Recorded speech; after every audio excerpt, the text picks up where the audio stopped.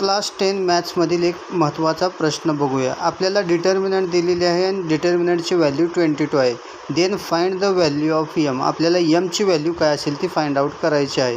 तर आपल्याला माहीत आहे डिटर्मिनंटची व्हॅल्यू कशी फाइंड आउट केली जाते. सिम्पली आपण क्रॉस हे करतो. 4 × 3 - 5 × m is equal to 22. 4 3 = 12 -5m is equal to 22. Equal टूच्या खाली इक्वल टू, 22च्या खाली 22, 5mच्या खाली 5m, इथं मायनस साईन, हे +12 राईट साईडला नेऊया. राईट साईडला गेल्यावर काय होईल, -12 होईल.